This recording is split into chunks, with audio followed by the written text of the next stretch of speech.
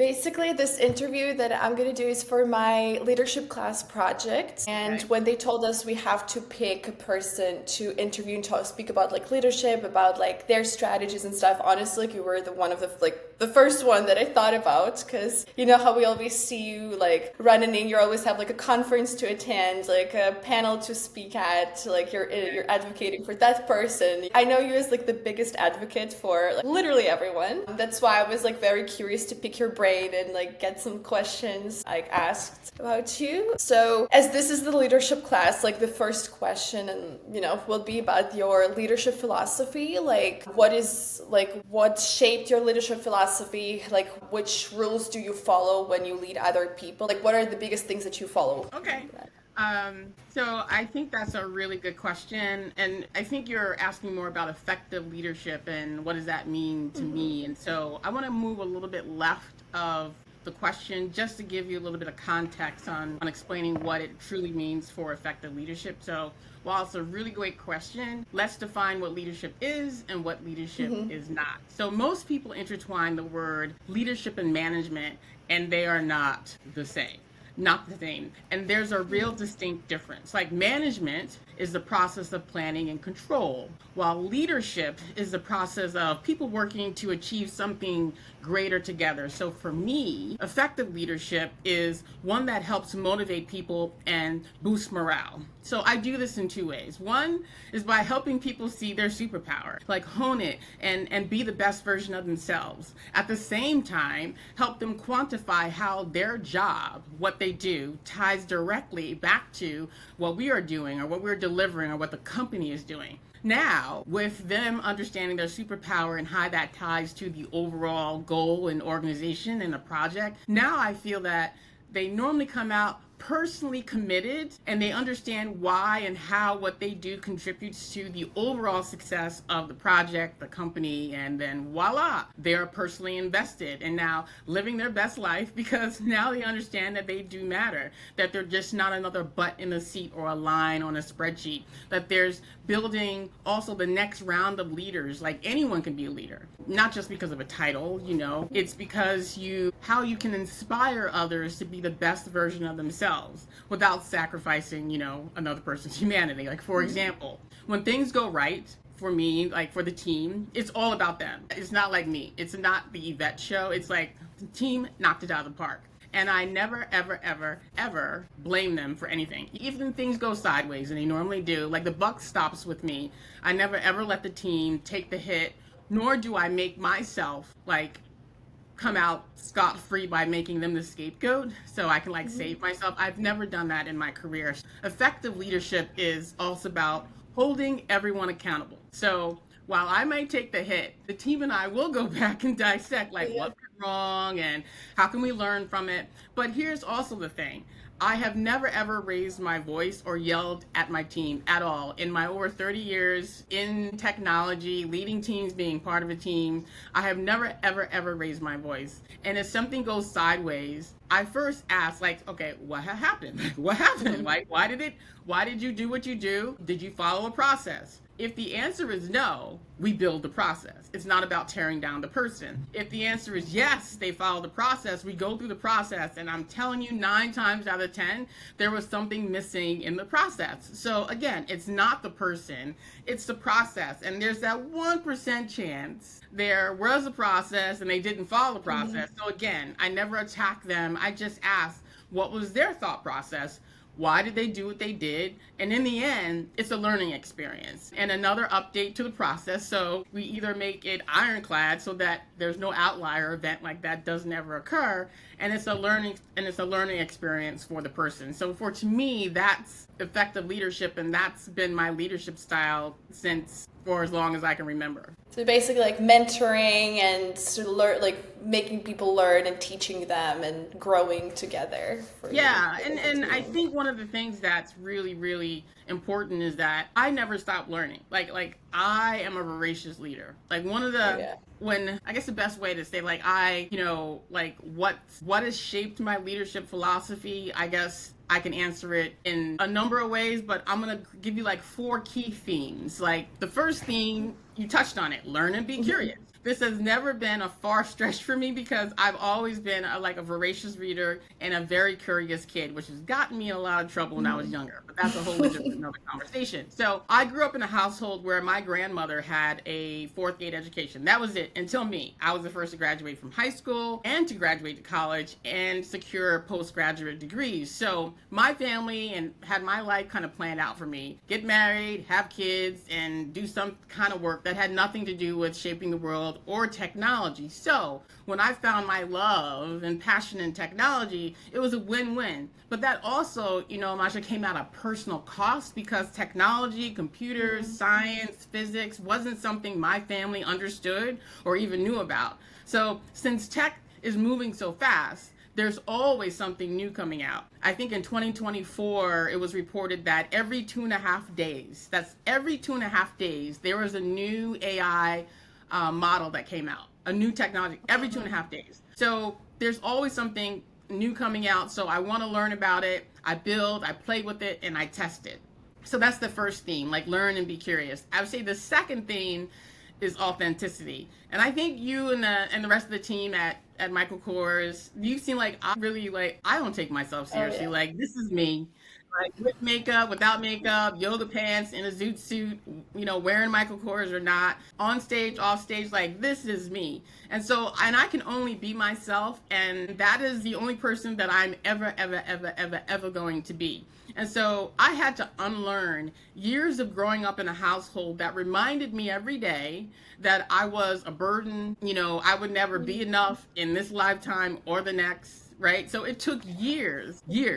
But I'm I so honestly, glad I that looked through your personal story on the Instagram where you had the podcast and you were talking about that. That's also why I was like, I need to talk to Yvette about this topic because it's how from your background, how eager you were to learn, to explore, to get your voice heard, to see no obstacles and get where you are. Because normally you would see people when you ask people, they're yeah, my mother did that, and I've been kind of trained to do that my whole life. When in your case, it's no, you self-made, you saw your goals, and you just I need to get there. Nothing yeah. stopped you. So yeah, I love that you took that away, but it was it did cost me something, right? It cost me, society's term of family and their definition of family, right? It cost me that. And I'm alone, right? So there's no one I can go back to, right? There's no safe haven. I can't go to mom's house if shit goes sideways. Like it's on me. I have to figure it out. And having to unlearn, my family's issues took years, but it also required me to have the courage to break free of society's definition, what people, well, that's not what you should do, to be the person I am today.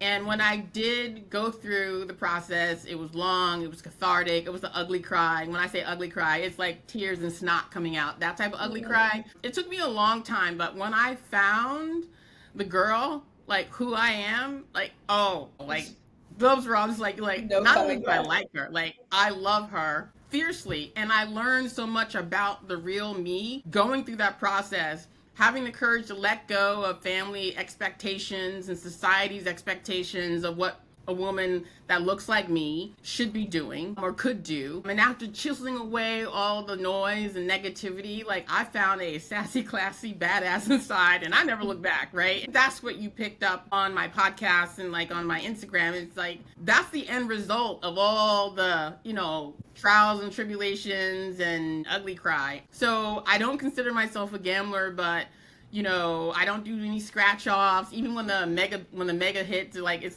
billions of dollars. I never play, right? You know why? Because every time I bet on myself, I've won. So I don't need to look for the pick six or whatever, because when I bet on me, it's a sure thing, I win. So I encourage others to do the same. And that's why authenticity is one of the second theme, is because I don't want cookie cutter personalities and mindsets, because that just creates an echo chamber on a team. And and honestly, that's not only dangerous, it's limiting, but it's also, it's boring. right? I encourage everyone on my teams to dig really, really deep and to find out who they are, like who they really are. Not who their mother and their family and society and their culture tells them they are, but who they really are, and bring that person to work. Like I want to hang out with them, right? And not who your parents or society expect you to be, but who are you? And I tell people this all the time. The most important project you will ever work on in your life is you.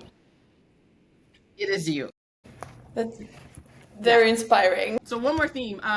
So third theme is teamwork. Like you mentioned the story that my podcast that I share and all that. Like, let me just say, like, I have never done any of this by myself. I have a team of people, not a gaggle. And I'm gonna define that. So teamwork does make the dream work. And it's so true, right? So everything that I've been able to do, like I said, I haven't done it alone. I've had my tribe, and those in my corner supporting me all along the way. I have my bestie who has my back while I'm dealing with the shit in the front, right? And a cadre of people in my corner. And let me be clear, right? Like I said, it's not a gaggle of people. When I say people in my corner, look at a corner in your room. You could probably fit maybe 3 people in that corner, tops. Like if you look at that corner, I'm looking at the corner of my office, like maybe 3 people, like stick one, like the butt in the back and like 2 on either side at max. Those 3 people, when I say in my corner, that's my corner. It's not 5 people, it's not 10. It's literally like there's 3 people that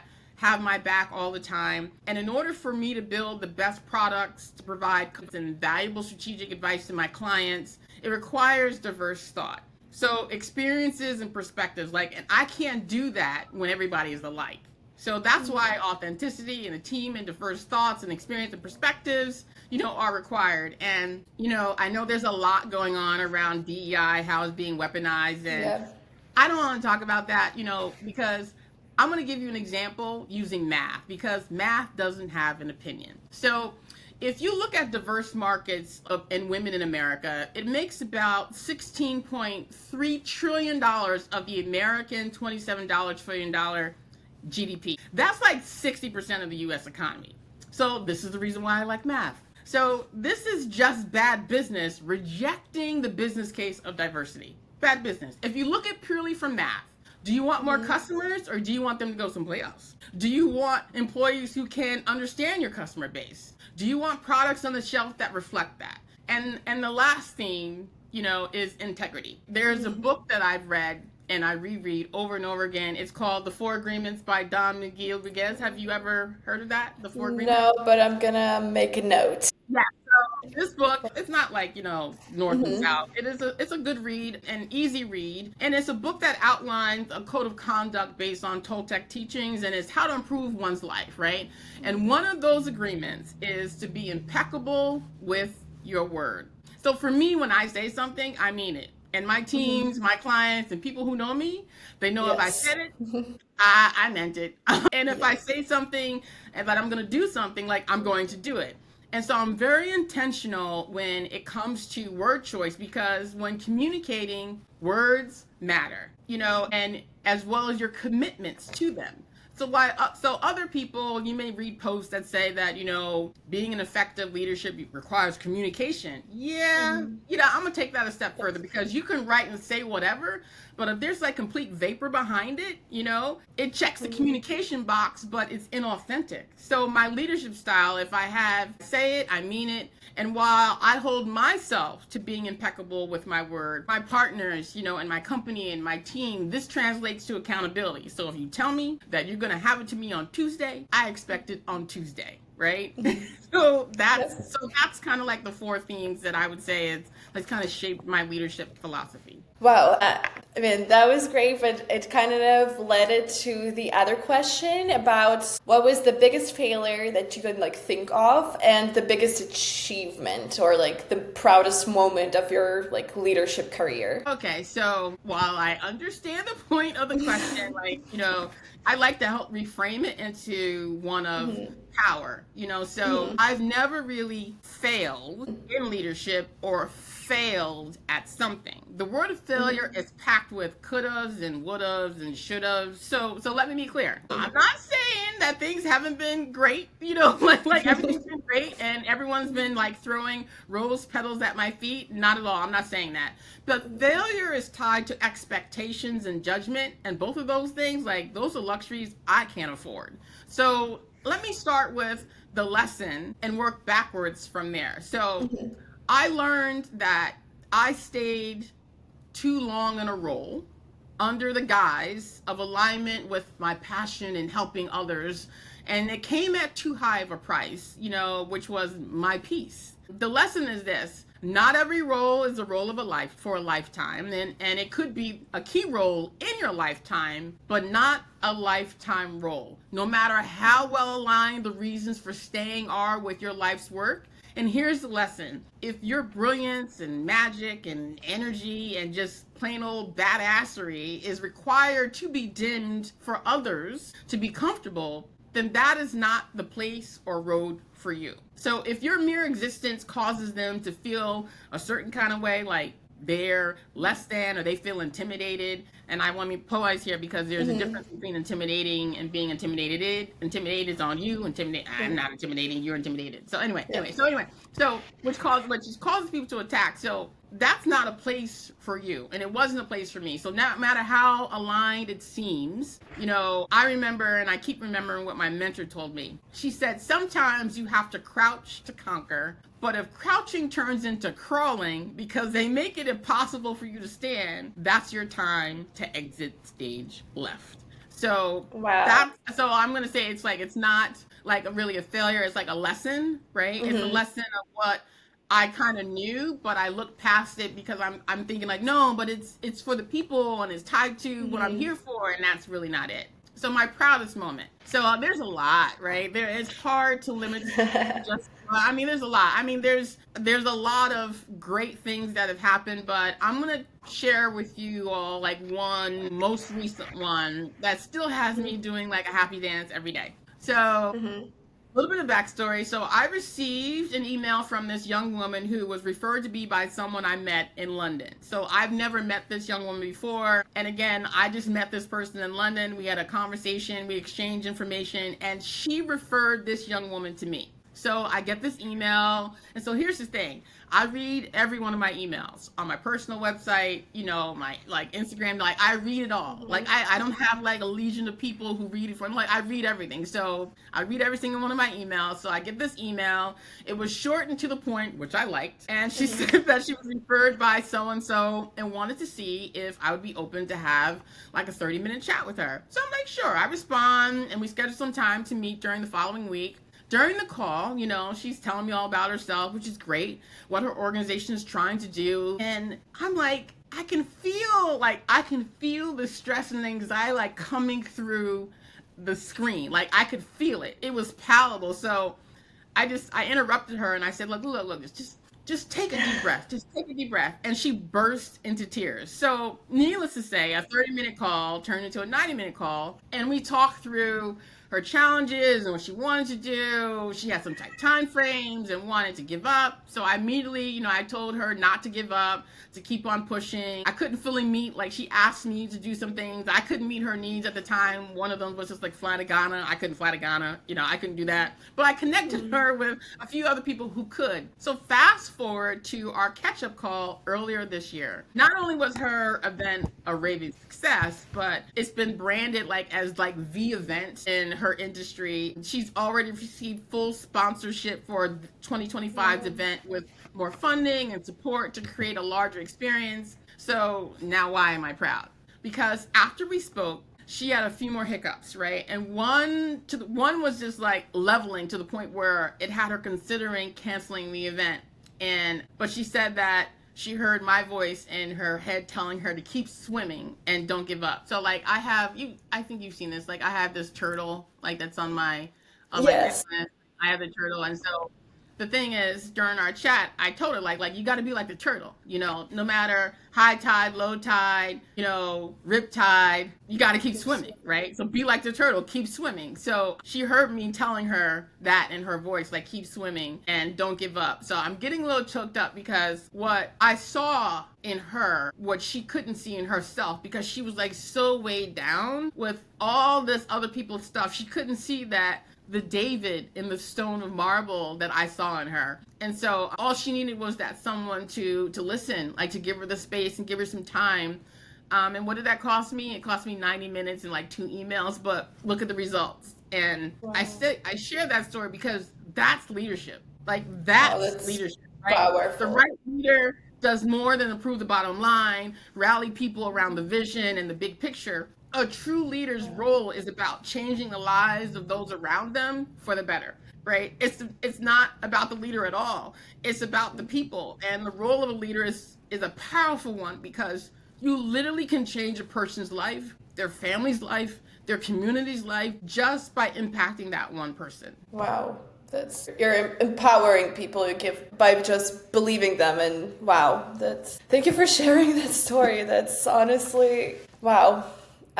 We already spoke about, I feel like we spoke so much about empowering people and motivating them and leading them that way. So I think I'm gonna go into maybe a less pleasant topic about if in your team happens a conflict of or if someone is insubordinate to you, I don't know, where you're working on the event or you're, just within the team, how would you handle it, but still stay true to your beliefs and just being Yvette and doing that and not, channeling someone else? Yeah.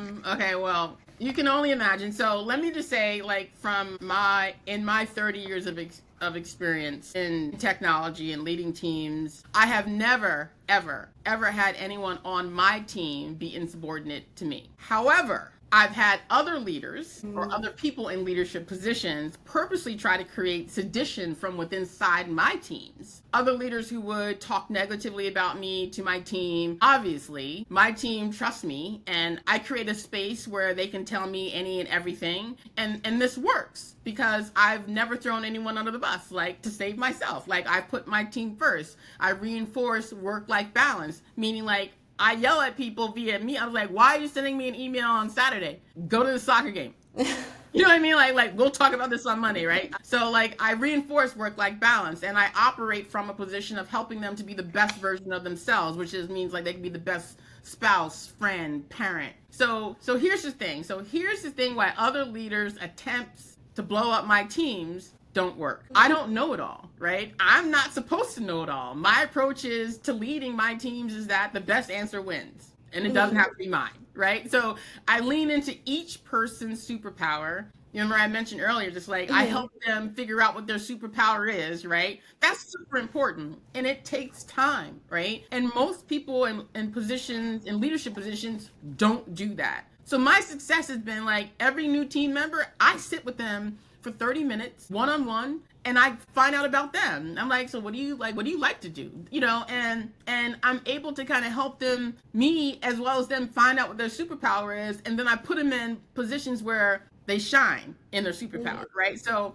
when you lean into each person's superpower and you elevate it so that when we are all together, right, everyone is bringing what they do best at the table. I don't tell people how to do their job.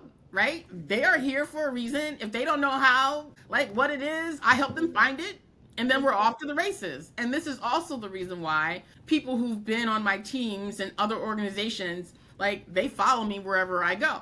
So I've never really had a person be insubordinate. I've had a lot of other external factors try to blow up, the dream team, for whatever reasons. But by creating that culture and that environment, it doesn't work. And your question is about conflict. This is a really great question. And this works in your personal life as well. So I have a saying. Yep. The only thing that ages well is wine. I can tell you that because I drink a lot of wine, right? Bad news does not age well. I say this all the time. So if something goes wrong, looks like it's gonna go wrong, like it's going in the wrong direction, veering a little bit, you may think it's going in the wrong direction. If it doesn't look like it's like something's gonna be unexpected, tell me.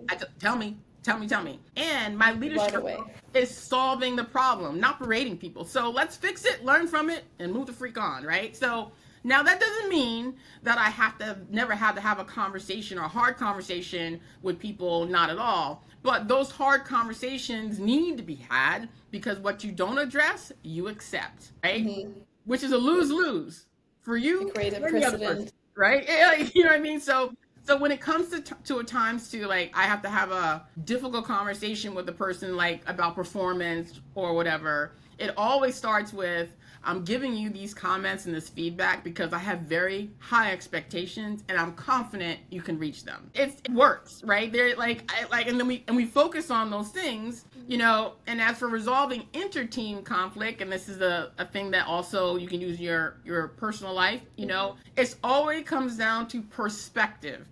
I remind everyone that your perception is not the entire picture. It's just your perception. And the way to address conflict is not to just come at it from your perception, but to consider the other person's perspective. And like magic, people's cockles come down, right? And now we can have a constructive conversation because they're seeing each other's perspective and figuring out why their perception is, and now we can solve the problem. But I actually just have like a question leading from that. Have you ever had to like let someone go from your team, like wherever in your career?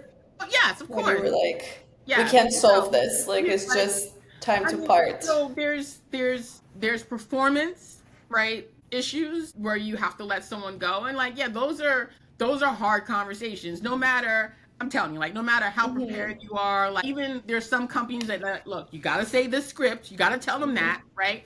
There's still another person on the other side of that, and it's difficult, right? Those are not easy conversations to have, but I've bought, built, and sold 3 companies in my career, and letting people go is hard, right? But I've also learned, as being an entrepreneur, if you don't, cut it, you literally, it's like you're destroying your company from the inside. So, granted, it's not the greatest conversation, but when it's there, like, do it, because it's not going to get better, and you just have to do it. And it's hard. It's awful. Like, literally, I'm like, it's a 2 glass of wine night after one of those kind of conversations. Yeah, I can imagine. And also, since like a leadership class, everyone talks about ethics, like always. It's like I feel it's like one of the most important topics when you're like building a brand, building a company, building a team. So like, how would you say, like, what is ethical decision making for you? Like, how do you interpret it for yourself? Because I also feel like ethics is like such a word that like everyone understands it differently, and like when we say ethical decision making, like everyone kind of sees it differently, and like what's ethical for one, like sometimes like people would argue and be like, well, that's what I thought is the right thing to do. Yeah, I mean, it's a really great question, especially where we are today in the world. So for me, it doesn't matter if I'm working in corporate America or if I'm starting my own business, it's the same. And any and everyone who knows me knows if I'm in a meeting, like, everyone will speak. There's no hiding. So, for me, ethics includes inclusivity, right? So earlier in my career, I used to be a project manager, and we used to do daily stand-ups. Every single person had to speak. Even if it's like just like this weekend, I went to a rave, like whatever. There's like every person had to speak because I don't want people to hide, right? And I always speak last. Like in all of my meetings, I always speak last. My whole team speaks and I speak last because I want to hear what everyone has to say. So for me, that ethics definition always is tied to inclusivity, right? So I want to hear what everyone has to say, their thoughts to solving whatever problem we were tasked with. Like I said, everyone had to speak earlier in my career when I did stand-up. There's no one hiding any kind of way. So now, today when I'm working with my fellow co-founders at Fusion Collective, I always ask, who isn't here?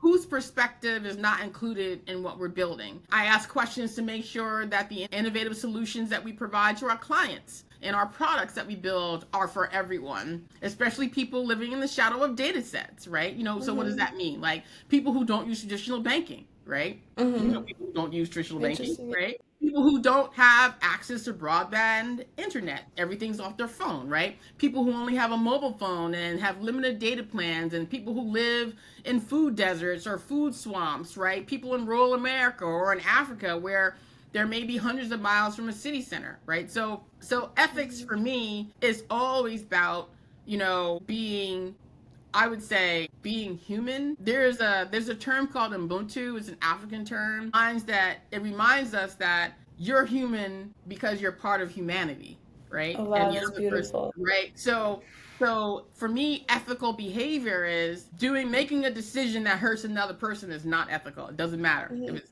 small or big, right? And so I operate my whole person that way. I run my businesses that way. I only partner with people that think that way. And inclusivity is really a big part of that. Wow. I mean, wow. I don't even have other words. Like, very inspiring. Thank you. Since, we're like over 30 minutes now, so. I mean, if you got more questions, like I'm here, I got the time, I wanted to make sure that I had enough time afterwards, just in case it went over. So Yes, if you got more thank you. questions, like go ahead and ask. Absolutely. Well, I feel like the most like personal questions out of everything I'm gonna ask today is obviously questions about like the leaders who are just starting out, like who are just at the beginning of their career, like maybe like I am too. Because I did see also on your social, because you do like mentor a lot, like you did like the mentoring for the girls where there was like a whole panel. So I know that's like a big part of your career, a big part of your life. So I guess it would be like, what advice would you give to the people who are just like starting out and they're like, I want to be a good leader, I want to build something that's important, that's going to bring good to this world? Because there's like already enough companies that are just like, there's so many companies and brands right now. Yeah. But like to build something valuable and something that means a lot. So what would my advice be to a young leader like just starting out? I would say listen to your gut. If it doesn't sound right or feel right, it's probably not right. Your gut will never steer you wrong. And secondly, give up on the need to be liked and get really comfortable with being misunderstood. We, especially as women, get so caught up in the need to be liked by everyone. But like, here's the kicker. Why? Because we don't even like everybody. So why do we need everybody to like us? Now, this doesn't mean walking around being like an asshole personified. I'm not saying that, right? But be you, be considerate, lean into your competence, which fuels your confidence, right? In yourself. Let your light shine, right? Be magical, and whatever you do, don't let somebody else's inability to see your magic and value be the determinant of your value. Right? You are valuable regardless if they can see it or not.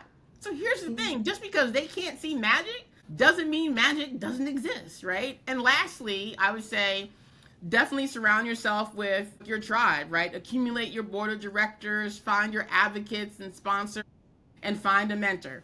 And let me be very clear, right? Whatever you do, don't walk up to someone you just met and ask them to be your mentor. Like, just don't do it, right?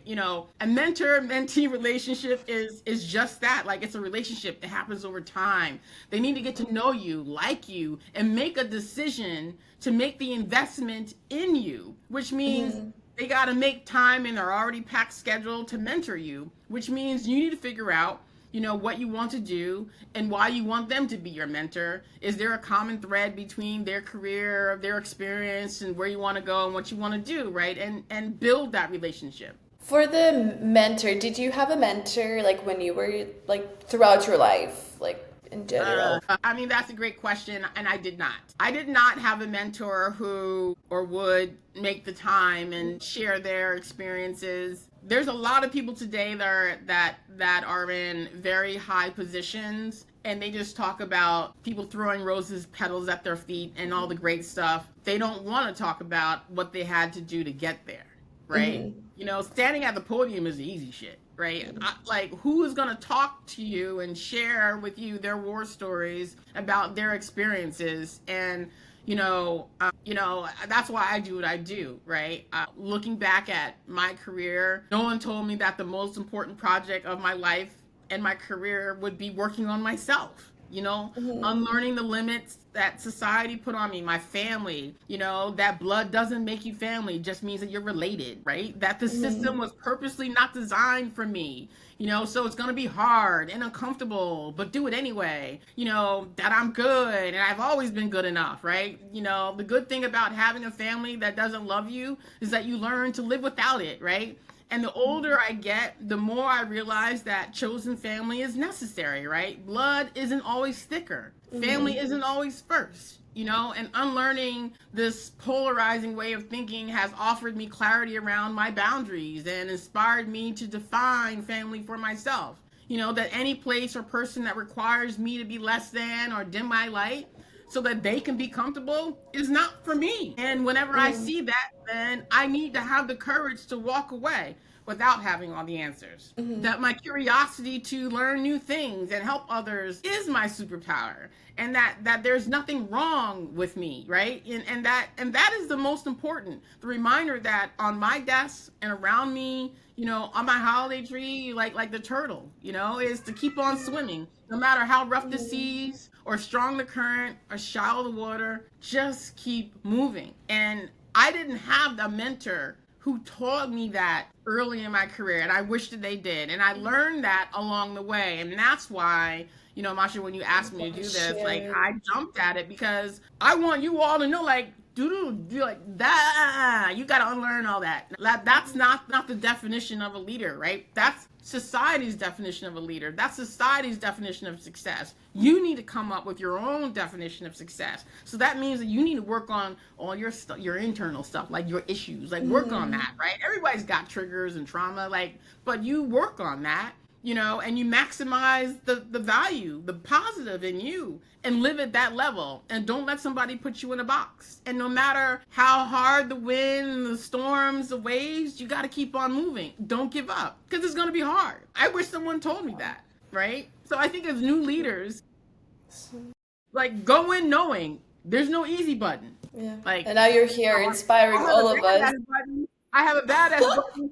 There's no easy button, right? There's no easy button, right? Know that, right? And I think that's if I had a mentor, I wish that they would have told me that so much earlier in my career. I wouldn't have experienced some of the things I've had experienced, but I'm okay with that because those lessons have now helped me, help you all find the path around the mountain and how to move the mountain, right? Like, you don't have to go through it. I'm going to show you the secret handshake and the door on the side with a keypad code, go that way.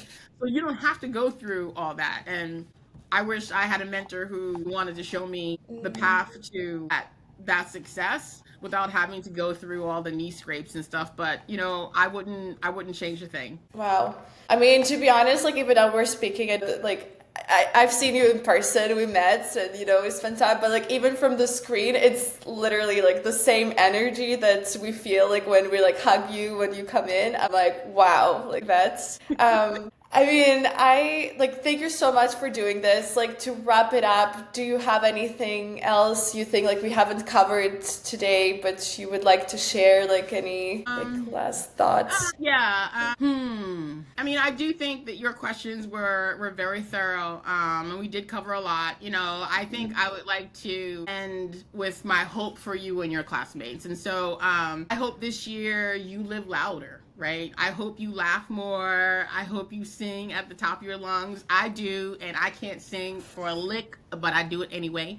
I hope you drive with the windows down and let the wind kiss your face. I hope you hug. I hope you kiss. I hope you surround yourself with people who make you feel alive. I hope you become the type of person who brings good energy wherever you go and the type of person people want to be around. I hope you speak what's on your mind, and that you raise your voice for injustice, even if it's the only one heard, that you tell others that you love them instead of waiting for it's too late. I hope you live louder, you shine brighter, because trust me, this is your time. Thank you so much, Yvette. You are so welcome. Masha. Thank you. Thank you You are for the best. the time. Thank you for asking me to do this. I Thank you wish for finding time. I'm so thankful. Like, I can't even explain to you. This was so inspiring. I feel like after our conversation, I'm just like, I need to like sit down and kind of like process everything and like go through, sort it out in my head. But thank you. whatever you need, Masha. I'm here to help you. Thank you again for it's an honor that you asked me. It means a lot. And I hope that the little bit of nuggets that I shared through my experience that you and your classmates you take something from it. I'm not looking to save the world, but if I could help change the life of one person, I've had a great day. So